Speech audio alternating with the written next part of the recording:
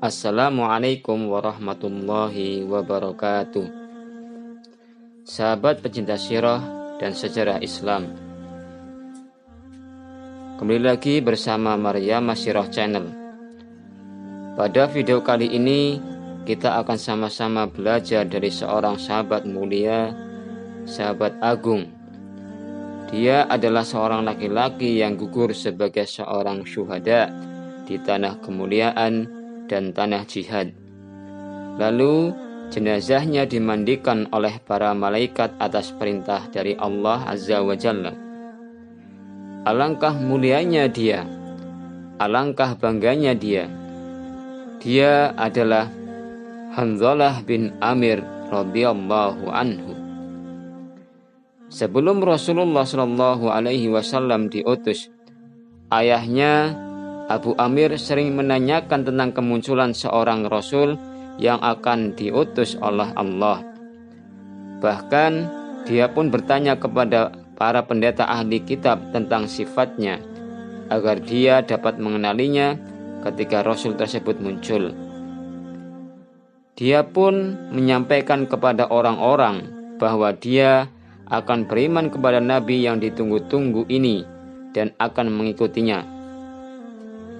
Namun, ketika cahaya fajar dan matahari Islam terbit di Jazirah Arab untuk menerangi seluruh alam semesta dengan keimanan dan tauhid, dan Rasulullah Shallallahu alaihi wasallam telah diutus, Abu Amir malah bersikap dengki terhadap Nabi Shallallahu alaihi wasallam dan menolak untuk mengimani risalah beliau. Bahkan dia terus menyimpan kedengkian dan kebencian terhadap Rasulullah Shallallahu alaihi wasallam dalam hatinya. Lalu Allah Azza wa Jalla yang memiliki hati para hambanya berkehendak untuk membukakan hati putranya yaitu Hanzalah, agar cahaya keimanan menetap di dalam hatinya. Maka Hanzalah pun masuk Islam. Keimanan pun telah menyentuh relung hatinya, dan dia merasa bahwa kehidupannya itu baru dimulai sejak saat itu. Sesungguhnya penolong kalian hanyalah Allah dan Rasul-Nya. Ketika Hanzalah radhiyallahu anhu melihat kebencian terhadap Rasulullah sallallahu alaihi wasallam yang tersembunyi di hati ayahnya, dia pun bangkit untuk menyatakan pembelaannya terhadap Allah dan Rasulullah Shallallahu alaihi wasallam. Sungguh agung sikap yang dimiliki oleh sahabat yang mulia ini. Sikap yang menunjukkan kedalaman iman dan ketulusannya kepada Allah Azza wa Jalla. Dia ingin mengorbankan jiwa dan hartanya karena Allah.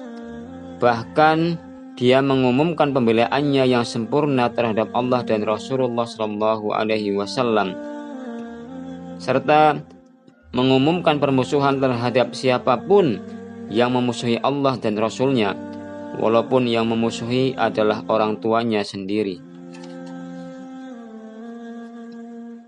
Hanzalah terus mengiringi Rasulullah Shallallahu alaihi wasallam bagaikan sepasang mata yang tidak pernah mau berpisah untuk mendapatkan petunjuk beliau, ilmu beliau, dan akhlak beliau yang indah. Kecintaannya kepada Rasulullah Shallallahu alaihi wasallam semakin hari semakin bertambah, sehingga dia berangan-angan untuk menebus beliau dengan harta dan jiwanya, bahkan dengan segala yang dia miliki. Dari lubuk hatinya yang paling dalam, dia pun berangan-angan agar Rasulullah Shallallahu alaihi wasallam memerintahkannya dengan suatu perintah supaya dia dapat melaksanakan perintah beliau tersebut dengan segera saat itu juga. Ketika Hanzalah radhiyallahu anhu merasa memerlukan seorang istri yang solehah yang dapat menolongnya dalam urusan agama dan dunianya, dia pun pergi untuk menikahi Jamilah binti Abdullah bin Ubay bin Salul. Dia pun bersama istrinya pada malam yang keesokan paginya terjadi peristiwa perang Uhud.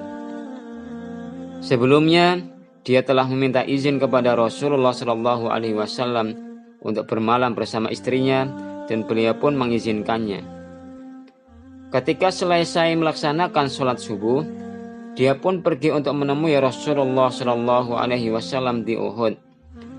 Namun kemudian hatinya terdorong untuk menemui istrinya kembali, hingga dia pun junub setelah bersama istrinya. Kemudian Jamilah mengirimkan surat kepada 4 orang dari kaumnya dan bersaksi kepada mereka bahwa Handhalah telah bersamanya. Lalu ditanyakan kepadanya tentang hal tersebut. Dia pun berkata, "Aku melihat seolah-olah langit telah dibukakan untuknya." Lalu dia pun masuk padanya, kemudian langit tersebut ditutup kembali. Lalu aku mengatakan bahwa ini adalah sebuah kesyahidan. Dia pun mengandung Abdullah bin Handhalah. Handhalah pun mengambil senjatanya, lalu pergi untuk menyusul Rasulullah Shallallahu Alaihi Wasallam. Ketika itu beliau sedang merapikan barisan kaum muslimin, tatkala pasukan kaum muslimin mulai terbuka. Handhalah pun merangsek menghampiri Abu Sufyan bin Harb, lalu menghantam kaki kudanya hingga Abu Sufyan pun terjatuh. Namun salah seorang dari pasukan mereka menyerang Handhalah dan melemparnya dengan tombak. Lalu Rasulullah Shallallahu Alaihi Wasallam bersabda, "Sungguh aku melihat para malaikat sedang memandikan Handhalah bin Abu Amir di antara langit dan bumi dengan menggunakan air muzin atau awan mendung pada sebuah piring besar yang terbuat dari perak." Abu Usaid As-Sa'di berkata, "Lalu kami pergi untuk menyisir jenazah para sahabat. Kami pun melihatnya, dan kami mendapati air menetes dari kepalanya. Aku pun kembali menemui Rasulullah Shallallahu Alaihi Wasallam, lalu memberitahu beliau bahwa dia keluar berperang dalam keadaan junub. Maka anak keturunannya kemudian disebut sebagai Banu Ghasilil Malaikah, atau keturunan orang yang dimandikan para malaikat." Diriwayatkan dari Anas radhiyallahu anhu menuturkan, orang-orang Ansor dari kaum Aus dan Khazraj saling membanggakan diri mereka. Orang-orang Aus berkata, "Dari golongan kami ada orang yang jenazahnya dimandikan oleh para malaikat, yaitu Handhalah bin Ar-Rahib.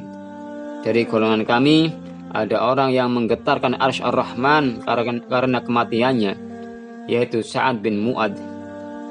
Dari golongan kami ada orang yang dilindungi sekawanan lebah, yaitu Asim bin Thabit bin Abi al-Aqlah.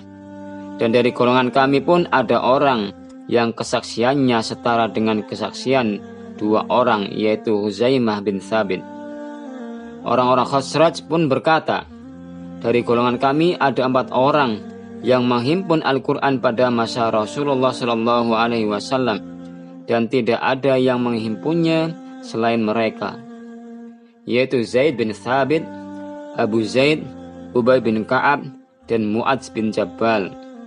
Allah pun ridha terhadap Handhalah dan seluruh sahabat lainnya." Demikianlah kisah dari Handhalah radhiyallahu anhu yang memberikan kepada kita banyak sekali pelajaran, sehingga beliau mendapatkan kemuliaan yang sangat luar biasa di hadapan Allah Subhanahu wa Ta'ala dengan dimandikan jasadnya oleh para malaikat atas perintah Allah Subhanahu wa Ta'ala. Semoga kita pun bisa mengambil pelajaran dan mendapatkan kemuliaan sebagaimana Handhalah radhiyallahu anhu. Sekian Maryama Sirah Channel, semoga bermanfaat pada video kali ini. Assalamualaikum warahmatullahi wabarakatuh.